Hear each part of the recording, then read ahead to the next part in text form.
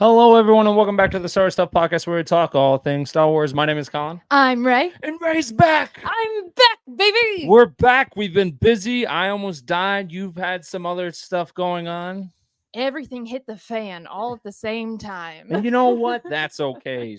Things happen. We're just glad to be back here on the couch to talk about Star Wars. We've got a release date for Skeleton Crew. We got new pictures, which shows that Orderlands do have 4 limbs, and not At least only that specific one does. I beg to differ. And then also we have the series, well, not the series, but the season finale of Acolyte. I wanted to talk about that really quick.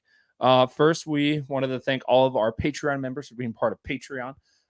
We love posting stuff on that page. It's been a blast. So we want to give a shout out to everyone on our Patreon. And then the next convention, I don't think you're going, but I'm going. I am not. I know most of us are. We are going to Fan Expo in Chicago, which is pretty cool because I'm going to be able to take a picture with Mark Hamill, which is awesome. Ooh. And then my goal is to go over to Adam Savage's booth because we based our of the Chewbacca feet build off of how Adam Savage did his build. So Okay. the goal is to go meet him there. And Yeah. then after that is Dragon Con, which a lot of us are going there. Which I hopefully one day you'll be able to go. I hope I can go someday. Yeah. We are doing something called the grocery run, and basically all of us are dressing up as different grocery items. Oh my gosh. And then, so and the reason why that sparked was because of Star dressed up as a carrot last year, and she was wearing her Ahsoka makeup underneath. So she was just like, hey, you know what? I'm going to dress up as a carrot. So like her orange arms and her orange face like blended in Oh my with gosh. a carrot. And then we were like, let's do a grocery run. So that's what we're doing. But yeah, so there's still a lot of conventions happening.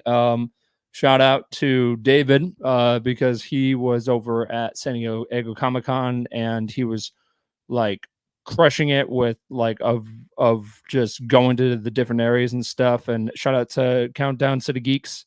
But yeah, no, they were crushing it. Unfortunately, David has some con crud. I know a lot of people that went do. Yeah. So when you're going to conventions around this time, just be careful. Wash your hands. Yeah, just wash your hands.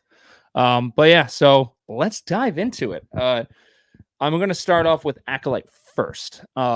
So we have the finale of season 1, and it was pretty good. We got a hopeful cameo, which was Darth Plagueis.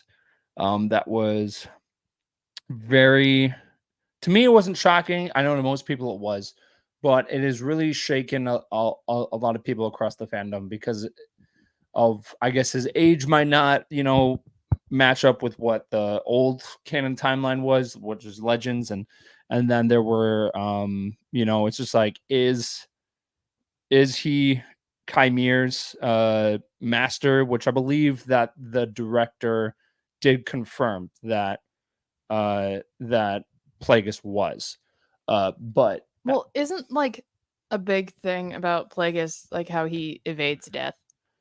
So wouldn't his age not be a problem?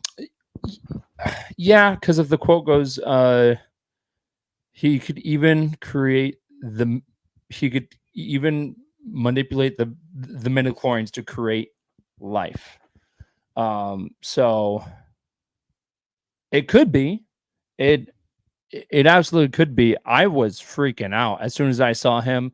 They didn't say his name in the show, but they later confirmed that it was Darth Plagueis. But as soon as I saw him, I was like, wow, I can't believe you guys did that.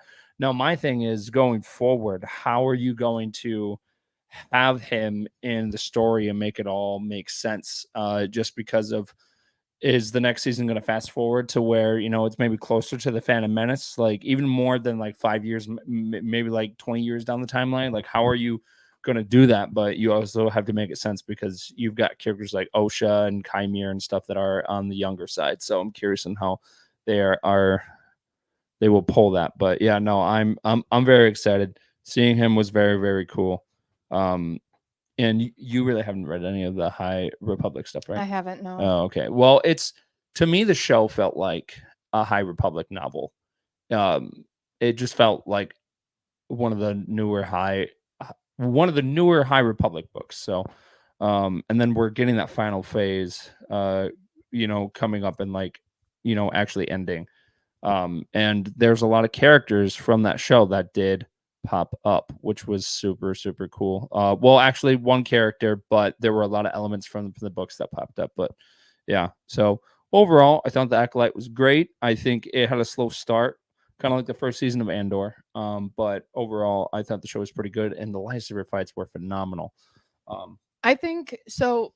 I mean, take this as you will, but I was working on a project while watching it because that's Okay, how I fit it in. yeah, And I stopped working on my project and just was like zoned in on Acolyte. I actually had to turn it off because I needed to get the project done. right, And so I was like, okay, we're gonna have to come back to this because this has to get done right now. yeah, So I mean, I don't know, it hooks me right away. So yeah, yeah. No, yeah, no, it I just was intrigued, I guess. It's like yes. not a lot is happening right now, but I'm interested to see where this goes. Right. And with this show, I think a lot of people were expecting more of a Jedi versus Sith plot of where it was like kind of like the Old Republic. But this show is taken during place during the High Republic era. I know a lot of fans want an Old Republic show. I would love that. I feel like every time that you and I podcast, I always mention it, but there's the James Mangold movie coming out where it's like the working title was Dawn of the Jedi. And basically that's going to be like the birth of the Force and light of the light side and dark side. And I want them to eventually to get to the Old Republic because I think there's a lot of rich history there. I think there's a lot of great potential storytelling there, but I don't think we're there yet. And the High Republic had there's a lot of great stories, but I think this story in particular, the Acolyte, was the one where there was just a lot of controversial feelings from the fans from the beginning. I remember that first trailer dropped and it had so many thumbs down like from that trailer, and I was blown away. It was like you guys haven't even seen it yet. And I think at the end it was like, okay, we are um where people are going to feel mixed because now they have brought a character in that has been, that we've never seen on screen before. So it's a big deal. It's a really big deal going forward. Even though some fans don't feel that way, but it absolutely is. So I'm really curious of what they're going to do with the character the next time that we see him. The Correct me if I'm wrong, for those who are listening, but I don't believe that Acolyte has been greenlit yet for a second season. But if it does, how do you feel about the Darth Plagueis character being the main aspect of the story, or do you want to focus more on Osha and Kymir and May and all those other characters? I really like Osha. She's Okay. really interesting to me, so I'd love to get more of her Okay. in whatever capacity.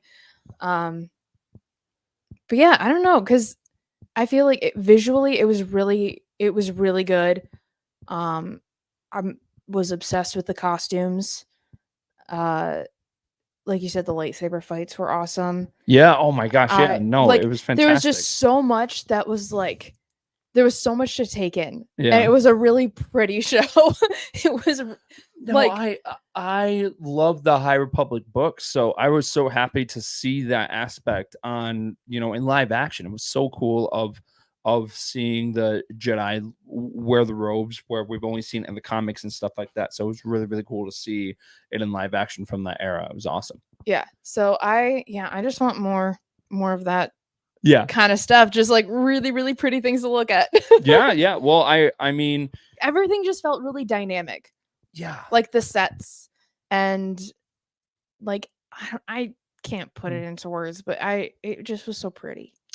I think the High Republic era is more of, I mean, in my mind, I've always called it the fancy era of Star Wars just because of all the costumes, all of the buildings and stuff like that are more elegant getting into the prequels. Because from the High Republic era, getting into the prequels, at one point, we are just going to see like a switch like that, kind of like how we did in the Clone Wars, of where we got to season 3 and it was right in the beginning where all the clones were still in phase 1, and then all of a sudden the next episode all the clones were in phase 2. Anakin and Ahsoka's like, costumes change, like all of the Jedi's like costumes change, and like, whoa, like what happened? So that's what we're going to see eventually, of where we are going to jump to, everything is, fancy and everything, and then all of a sudden it's just going to be like, boom, here we go. These are the Jedi that we know from the prequels. And seeing that costume change is going to be interesting.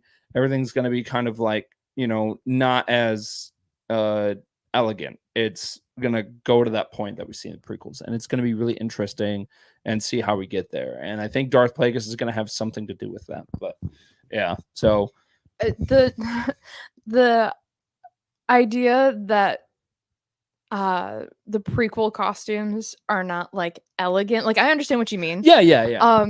But just the fact that the Phantom Menace, so much of it is Naboo fashion, Yeah. and that is way, way, way too complicated, and it does not need to be. Yeah. Like you don't need a car battery to run lights on Padme's throne room gown, but go off, I guess. Yeah. Yeah. Like it's no, You don't need yeah. to hand attach raw silk pods onto yards of fabric to build Sabe's tabards. Maybe you don't need to, but I do. Have you seen my outfits? It took one costumer a month just to do that. Yeah, because of George Lucas was as the character Padme was introduced, he was like, she's gonna have a million costumes, and we are gonna do our best to try and get her into all of these ones that were drawn up. And you see those throughout the entire, like, prequel trilogy, and it's just incredible. And I think some costumes didn't even make the cut, right? Yeah. I don't know what kind of drugs they were doing, but I want some, because if I can get that level, oh my gosh, and so good.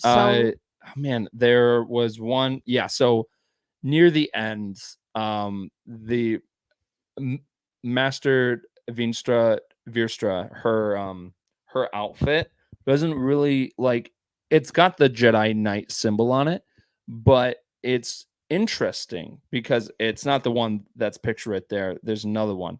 But it's her outfit looks like she belongs in the Senate. It looks like something a senator would wear. And that was an indication to me that we are now getting to that point of where the Jedi are becoming pawns of the Senate, and they're becoming more political, because that's what we see in the prequels. And sometimes an outfit like that is just a spark of, of just saying, hey, check this out. Yes, it's that one. And that just reminded me of, like, that looks very senatorial. Yes. And it just didn't really spark to me as, I'm a Jedi. It's more like I'm more invested in the politics. And with her character, it's really interesting because you jump from her in the High Republic books, where she's like, I'm a Jedi Knight, and she follows all of the Jedi protocols. And then you get to this show, and she's completely different. So I'm thinking at the end of the High Republic books and then the comics and everything, we are going to see that snap of what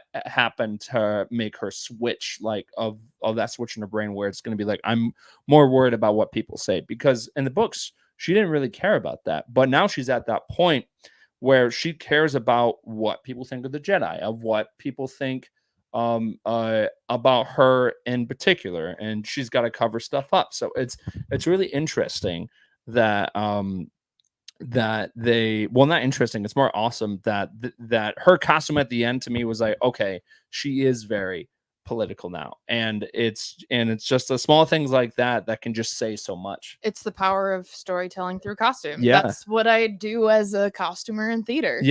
So it's my favorite part. But like the outfit has a lot of like Mon Mothma vibes to it specifically. So no, I'm definitely excited to see of what happens with Darth Plagueis. I'm excited to see what happens with Acolyte in the future. Hopefully the show does get greenlit for a second season. Just because of, it wasn't everyone's cup of tea, but it's, at the end of the day, Star Wars is Star Wars, and you just have to let people love what they love, and you have to let people not like the things they don't like. Like, it's I am going to refrain from comment because we like to keep this podcast family friendly. Yeah. Okay. But if somebody likes the Acolyte, let them like the Acolyte. Yeah. Just let them like it. Yeah. People can like things Yeah. that you don't, and you cannot like things that people do. And it doesn't matter. It's fake and in space. Whoa. Whoa. I just Whoa. Fake. how have we gone through the prequels and the sequels and we are just repeating history? What is that George Lucas line? It's like poetry. Yep. We're stuck in a Yeah. we're stuck in a figure of Sisyphean nightmare. Yeah. Well, I mean, it's first of all, I don't even know what you just said. Figurative Sisyphean nightmare. That's a big word. Can you explain that one? So there's a story of a guy has to continually roll a rock up a hill. Okay. And then it falls down and he has to go back and do it. So you're just stuck in a continuous loop. Oh, okay. Okay. So it's like Groundhog Day. Sure. Yeah. Yeah. Or like a snake eating its own tail. Just always Nice. going in a circle. I'm so glad we're staying on topic. Yeah. So overall, I can't wait to see what they do next. Which, speaking of what's next, Skeleton Crew. This trailer has been on my mind since last year in London, and we haven't got an official trailer yet, but we've, slowly images and leaks are coming from the show, and we finally got a date, which is December 21st, 23rd. David's going to text me and be like, dude, come on. But it's coming up here, and the pictures are just phenomenal. Okay, the like space speeder bike with the sidecar. Yeah. I'm seeing this, and the only thing that is in my mind is the Aristocats. Oh yeah. Okay. All right. So the date going around was December 21st, but the actual release date, and it was posted by Stars yesterday, was December 3rd, which is a big deal. It's also a big difference. Yes, it is a lot closer, which I'm fine with. Our one of our co-founders and co-hosts here, David, really wants Star Wars, like a Star Wars project, to come out on Christmas. So it's like a Christmas present for everyone. Now with this show being around the holidays, and Star Wars Explained was talking about this in one of his videos yesterday, and it was in the back of my mind, but it was like, oh, he's got a good point, is that because it's happening around the holidays, how cool would it be if, these kids, are lost in space and all this stuff, right? But what if they're trying to get back home in time for Life Day? Like, how cool would that be? Because of the actual detail for the show is when 4 kids make a mysterious discovery on their seemingly safe home planet, they get lost in a strange and dangerous galaxy, according to the show's official synopsis. Finding their way, meeting unlikely allies and enemies, will be a great adventure than they ever imagined. And then the other thing about this is that they also said so in the actual pictures that dropped, they were describing like things about Skeleton Crew, but they also said Easter eggs, and they like had it in almost all caps. So I'm curious what they mean by that. Like, I do want them to, it would be great to see other characters from different things, which most likely we will, because it will be taking place during the timeline of The Mandalorian. So Okay. So it's going to be happening with current events like Ahsoka and stuff like that. So I'm curious of what they mean by that, because I feel like, it's really hard not to have Easter eggs in any Star Wars project, just because everything is, Yeah, but heaven help me if they put Grogu in there. I will throw the whole thing away. I mean, there's a chance that we will get a cameo from some of the Mandalorian characters. We already know that the pirate Vane is involved. So we'll probably see, him. And then there's a droid in there, which I think is which is really, really cool. I've Which is heard about this. yes, this droid is found on the ship. His name is his identification number, or his name is SM33, which is me. which is SME for short, and I guess that's what they call him, which is tied to a Disney project, Peter Pan. Yeah.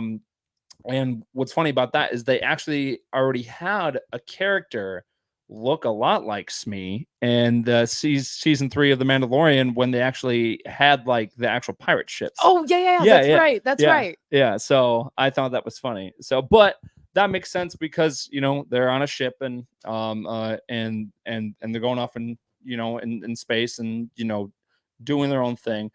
But what's really cool is that the show is going to have that Goonies, E.T., Amblin Studio vibe, and then they also compared it to Stranger Things.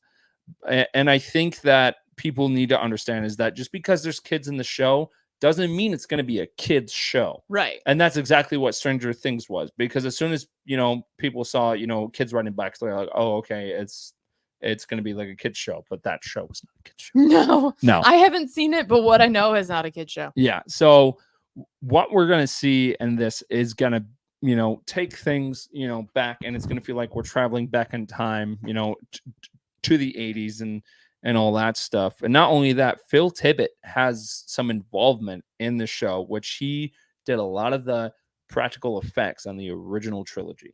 Nice. So with the first appearance of the Tauntaun to the stop motion of the AT-ATs, he was the guy that actually moved the legs on the AT-ATs. So there's going to be some involvement of that. Hey Noah, hey William. But yeah, so no, it is going to be insane. I'm so excited to see where it goes. Just because of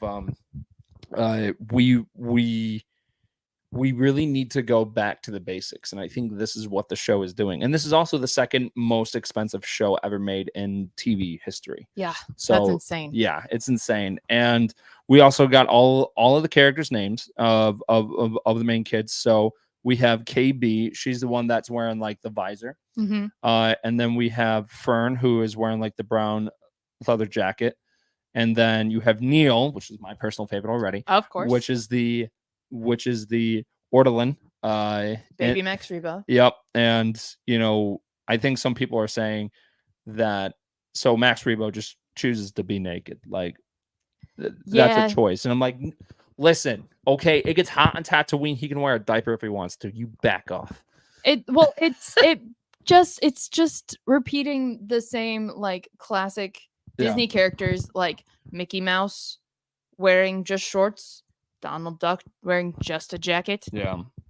When Daisy Duck wears a skirt, it's like, so what's going on? Like, and then you got Goofy, but who's a dog, right? But Pluto, who is also a dog. Yeah. So no, there is a lot to look forward to in the show, and then there's the kid who has the curly hair, and their name is Wim. So we have like a nice group of kids here that I feel like is gonna feel like we're watching E.T. or Goonies, because of most of those 80s movies involve like a group of kids going off on this grand old adventure. So I think they got the right basis there. And then you have Jude Law's character, who we know is force sensitive. We don't know if he's a Jedi. Mm-hmm. But we know he is force sensitive. He could be a Jedi that survived Order 66. He could just be a force wielder. And I think there is indications pointing that this is actually going to take place possibly in a different galaxy. Okay. So that's going to be interesting as well, just because we actually just did that in the Ahsoka series, because we go to the planet Paradia, which is not in the main Star Wars galaxy that we know. So does that mean it's a galaxy far away and not far, far away? Or is it far, far, far away? You bring up an excellent point that I do not have the answer to, but that's a good question. Hopefully we find out soon. D23 is coming up here. I believe it's next week.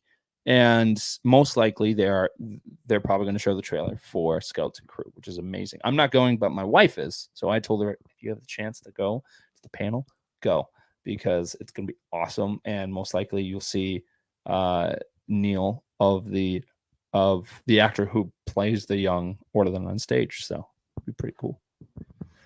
When the photos first dropped, my friend Michelle instantly messaged me and said, "Does this baby Max Rebo have shoulders or nah?"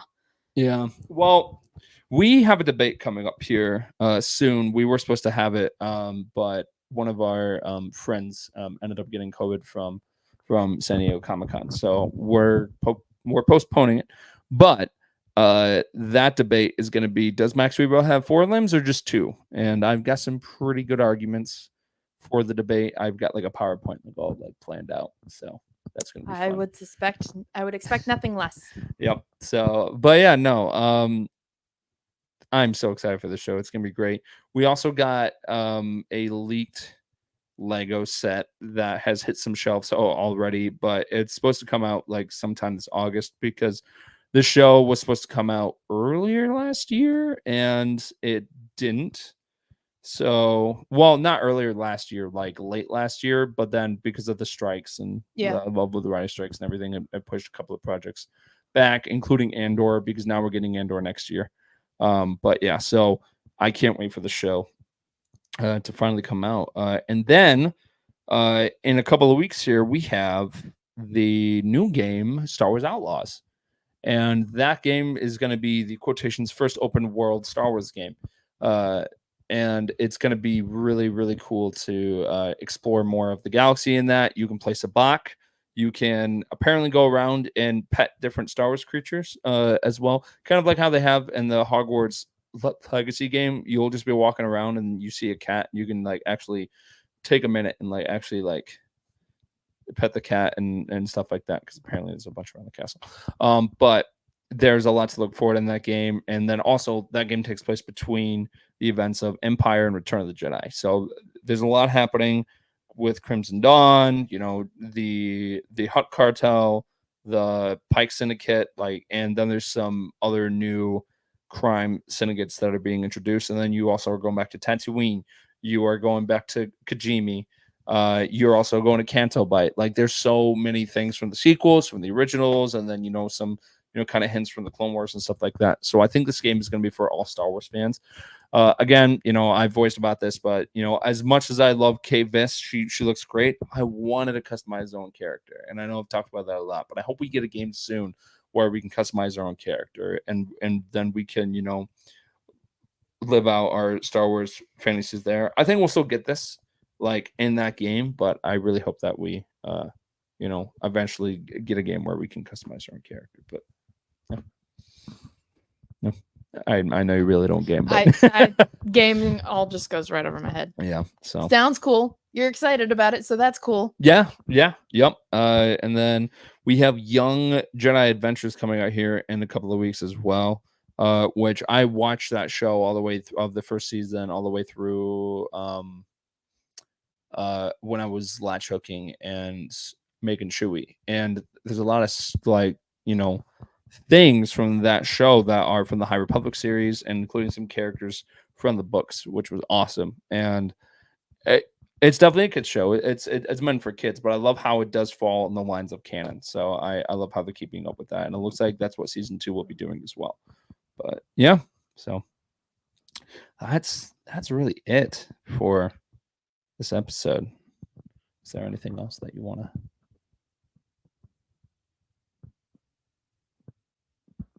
No. Shrugs vaguely. You have been gone all this time and you have nothing to say. Yeah, it's been messy. Yeah. But we're here. We're here. Yep. Oh yeah. And then there's the new Indiana Jones game coming out here soon. We don't have a release date for that. Man, I'm just kind of taking everything in because I'm just thinking about how crazy next year is going to be because of Star Wars Celebration in Japan is going to be nuts because it is the 20th anniversary of Revenge of the Sith. You also have the Mandalorian and Grogu movie coming out here, which I believe they just started filming, which is kind of crazy to think about. That thing better get a better title. I don't think it is. I don't think it is. Come on, Star Wars, you can do better than that. I mean, it's got Grogu in the title, so it's gonna, bring people in. But could you imagine if it was like the Mandalorian and Baby Yoda? Like more people would show up. But yeah, so no, I think that's gonna be great. But a lot of people are concerned about how does Pedro Pascal have time for that, because he's in the new Gladiator. He's in the he is now Mr. Fantastic and Fantastic Four. So it's just like, how does he have time? Well, honestly, that's what they've been doing for a bit, which is they're using his voice, and then they're not really having him take off his helmet, because that's what happened in season 3. He didn't really take his helmet off at all. I don't think he took his helmet off at all in that. So yeah, no. So most likely he just needs to go in a recording studio and be like, "What's up? This is the way." Which you can do anywhere. Yeah. So yeah. So, but I'm excited what to do with that, and then that's going to lead into like the big, Avengers movie that they've all been, talking about, of the Avengers style movie, not the Avengers in Star Wars is mashing up or anything, but they will be doing like, here's Luke, Han, and Leia, and then here's Thrawn, and and then here's Ahsoka, here's Cal Kestis, and Max Rebo just shows up. Like, it's just going to be a big, team up, and it's going to be crazy, and everyone's going to be excited, and I'm going to be excited, and it's going to be awesome. As long as Sabe's there. There's that potential. I mean, I could see Keira Knightley coming back, but Natalie Portman's been really wanting to come back, I guess. She's been interested in coming back into Star Wars in some way. Yeah, but because Sabe becomes like her own person. So I would want her to be played by somebody not Natalie Portman. Okay. So you want Keira Knightley to come back? I would love Keira Knightley. Even though she really doesn't remember anything about that role. I love anything Keira Knightley's in, or I volunteer as tribute. Yeah. We got apparently I look like Keira Knightley, so we gotta I gotta use this to my advantage somehow. Lucasfilm, you heard it here first. Have her come on, and then I will be like your I will be your agent. I'll be your, something that will make me come with you on set. Yeah. Okay. Deal. Cool. Excellent. Great. Fantastic. You heard it here. But yeah, no. Star Wars is in good graces going forward. I'm excited to see everything happening. I'm so pumped. Especially with the new game, because there's going to be a lot to break down, because there's going to be so many Easter eggs and so much new lore to add to the storyline. So many signs that say milk in Arabic. Noah Richards says, Ray, with your love of the Handmaidens, is Phantom Menace your favorite Star Wars movie? I think I know the answer to that. I think it's a no, right? It's up there. It's up there, but it's not. But it's not my favorite because I do love Rey. Yeah. I think The Force Awakens might be my favorite. Okay. Yeah. But yeah, Phantom Menace is definitely up there. Absolutely. Yeah, no, and I loved everything that they've added for the Phantom Menace, just because of this year was like a love letter to that movie, just because it was the anniversary for it. So seeing that in theaters again was pretty cool, and then getting all like the new merch for it. I know our friend Hunter was over the moon about all the Jar Jar Binks stuff, which he got a bunch of San Diego Comic-Con exclusive stuff from there. Which, okay, it is the anniversary of the Phantom Menace. Yeah. This is my one opportunity to get Sabe stuff, and they don't make anything. That's not true. They kind of revived the Darth Vader comics, so you're getting more Sabe stuff in those comics. Okay, but I'm not getting Sabe merch. No, but I want a little Sabe figurine. You have a 3D printer? No, I don't. Okay, I'm sorry. I have a 3D printer. Find the STL file then, man. Good luck. I don't know if like anyone has made one, but I want them to. I love how they keep making like the Kenner style like action figures, because that's what they did with the Phantom Menace, because they have a Kenner version of like Qui-Gon Jinn, and then they have one of Jar Jar Binks now, which is pretty cool. So they should make Sabe. Wink, wink. Nudge, nudge. Nudge, nudge. But yeah. Please. Well, thank you for everyone that's on the live stream. Thank you for everyone listening. You can find us on patreon.com at Star Wars Stuff Podcast 2187. And then you can also find us on all of our social media platforms, Instagram at Star Wars Stuff Pod, X at Stuff Pod, Twitter, Thread, Star Wars Stuff Podcast, TikTok, search Star Wars Stuff Podcast, Facebook, Star Wars Stuff Group, and Star Wars Stuff Podcast page. And please go on Apple Podcast and write us a review. We love hearing back from you guys on that, and also go on Spotify as well. And then we also have a website, Star Wars www.starwarsstuffpodcast.com. So yeah. So yeah. Oh, look. Yeah. Huh? Maybe. Hang on. Okay. If you do, okay. So, fun fact. We're on StreamYard right now, so it's just like we're seeing all the funny stuff. Fun fact: we use whatever video chat is used by my therapist also has these features. Oh. So when I just say a really sad thing and then just go double thumbs up, see if it'll do it. Maybe. Nope. Maybe it won't do it. But when you do double thumbs up with that, fireworks go off behind you. Yeah, no. The peace sign. Going like this, or like, because if you go like that too, it'll give you a heart. Yeah, I think it might be far away. But yeah, it's just or a peace sign. I'll just be like, so yeah, and then throw up a peace sign, and then balloons fly in the background. Yep. And I'm like, what is happening? Yeah. So interesting stuff. But yeah, so from all of us from the Star Wars Stuff Podcast, we will see you next week with more Star Wars fun. And then soon when the game comes out, we'll be doing more stuff on Twitch. And then also today, the remastered version of Star Wars Bounty Hunter, which was the Jango Fett game that came out years ago. It's out now on all consoles. And then also you have a chance to get a Boba Fett skin for that, which is pretty cool.